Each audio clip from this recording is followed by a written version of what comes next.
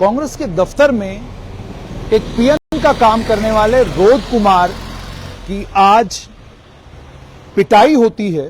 और जो अभी तक हम जानकारी जुटा पाए हैं उसके मुताबिक जो म्युनिसिपैलिटी की ये बिल्डिंग बनी है, इसी गेट के अंदर बताया जा रहा है कि सुबह पुलिसकर्मी भी गए थे और पुलिस की बाकी टीमें भी गई थी।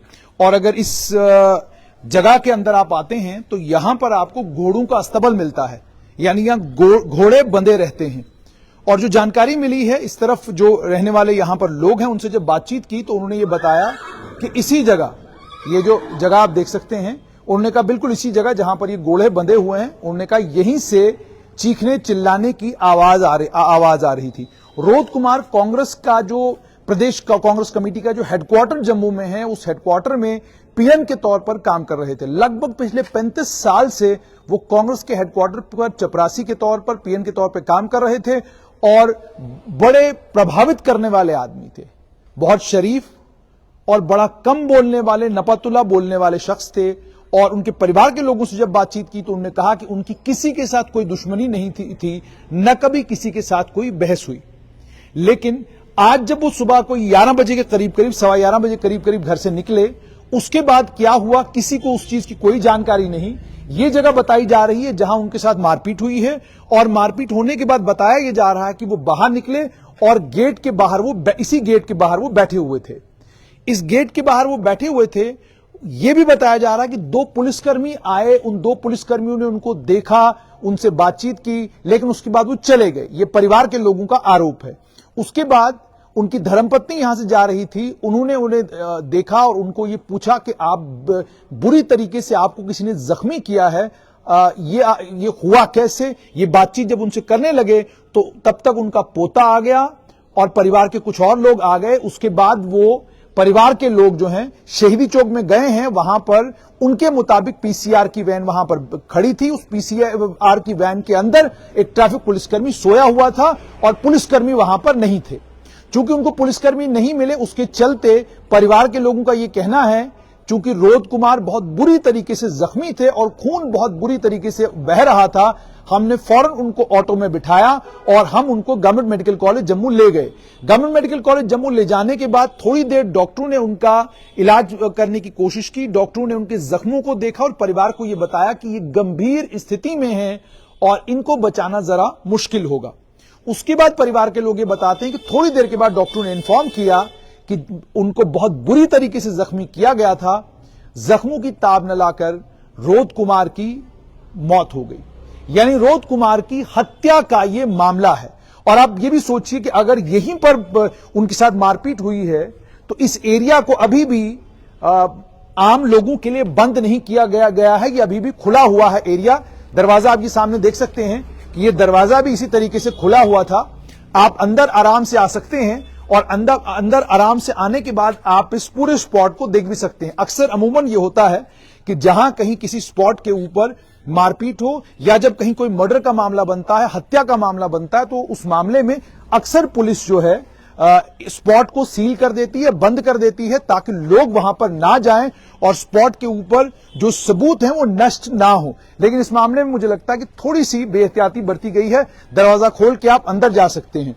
दूसरी तरफ जो यहां रहने वाले लोग हैं उनसे मैंने ये भी पूछा कि क्या उनके चीखने चिल्लाने की आवाज आपको सुनाई दी? उन्होंने कहा आज एतवार था, संडे था, उसके चलते तमाम लोग जो है वो चर्च चले जाते हैं, घर पर कोई था ही नहीं। तो कुछ लोग जो यहां पर थे जिन्होंने चीखने चिल्लाने की आवाज सुनी भी, उसके बावजूद वो लोग अंदर नहीं गए मालूम करने के लिए कि आखिरकार हो क्या रहा है। अब आप देखिए कि ये बिल्डिंग कहां पर है। ये बिल्कुल रास्ता है, ये शहीदी चौक से अंदर की तरफ रास्ता है और ये डीपीएस स्कूल की तरफ रास्ता जाता है और आगे प्रेमनगर का इलाका आता है। इस रास्ते पर 24/7 मूवमेंट रहता है। और इस रास्ते की दूसरी इंपॉर्टेंट बात यह है कि आगे जाकर 2-3 होटल भी हैं, उन होटलों में भी लोग आते जाते रहते हैं। और यहां पर आप देख सकते हैं लोगों ने अपनी गाड़ियां पार्क की होती हैं और जाहिर सी बात है लोगों का आना जाना इस स्पॉट पर लगा रहता है। लोगों के आने जाने के बावजूद एक आदमी को पीटा जा रहा है, एक आदमी को बहुत बुरी तरीके से जख्मी किया गया है इस म्युनिसिपैलिटी की बिल्डिंग के नीचे और बहुत बुरी तरीके से उसके साथ मार पिटाई हुई है और इतना पीटा गया कि पीटने के कारण उस आदमी की मौत हो गई।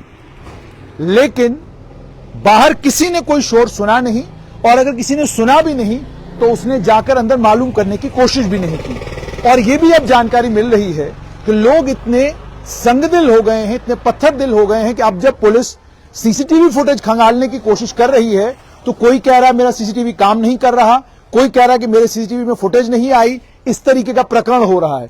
दूसरी तरफ परिवार के लोग दुखी हैं, आहत हैं इस बात से कि एक शरीफ आदमी घर से निकलता है और सिर्फ जम्मू कश्मीर प्रदेश कांग्रेस कमेटी के दफ्तर में हालचाल मालूम करने के लिए जाऊं, देखूं दफ्तर के बाहर। अक्सर आप जानते हैं बुजुर्गों की 85 साल उनकी उम्र, और 85 साल की उम्र में उनकी किसी के साथ क्या दुश्मनी हो सकती है। अभी तक जो जानकारी मिली है उसके मुताबिक यहीं पर वो सारी वारदात हुई और उस वारदात के बाद पुलिस ने इस मामले का संज्ञान ले लिया है। एडीजीपी मुकेश सिंह ने कहा है कि इस मामले की पड़ताल जो है, इस मामले की पड़ताल शुरू कर दी गई है। जो लोग इस चीज के लिए दोषी होंगे उनको ढूंढ निकाला जाएगा और उनके खिलाफ बाद में सख्त कानूनी कार्रवाई भी होगी। लेकिन सवाल यह है कि आखिरकार समाज कहां सोया हुआ है। आप देख सकते हैं कि यह बिल्कुल सड़क है, सामने शहीदी चौक है। 85 साल के एक बुजुर्ग के साथ यहां वारदात होती है और किसी ने कुछ सुना नहीं, किसी के कानों में उस बुजुर्ग के चिल्लाने की, चीखने की आवाज नहीं पड़ी। और उसके बाद बुजुर्ग जब यहां बाहर खड़े बैठे हुए थे तो यहां से आने जाने वाले लोगों ने एक आदमी को लहूलुहान देखा भी, लेकिन इग्नोर कर दिया। अगर उनकी धर्मपत्नी वक्त पर यहां नहीं आती तो शायद वो वक्त पर अस्पताल भी नहीं पहुंचते। ये स्थिति है।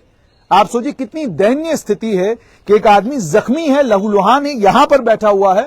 उसके बाद उसका पोता आता है, उसकी माता, उसकी माफ कीजिएगा, उनकी धर्मपत्नी आती है, वो उनको लेकर यहां से अस्पताल जाते हैं और अस्पताल जब वो पहुंचते हैं वहां पर उनकी मौत हो जाती है। शहर के बीचों बीच शहीदी चौक के से थोड़ा सा, मैंने कहा 200 मीटर का भी फासला नहीं है जहां पर यह हादसा हुआ है। और दूसरी तरफ आप देख सकते हैं कि आबादी अच्छी खासी है। जब किसी बुजुर्ग के साथ मारपीट यहां हुई होगी तो आवाज जाहिर सी बात उस तरफ भी गई होगी, इस तरफ भी गई होगी। लेकिन अब पुलिस को काम करना है, सबूत जुटाने हैं और उन दरिंदों को ढूंढ निकालना है जिन्होंने 85 साल के रोद कुमार के ऊपर हमला करके उनकी जान ले ली।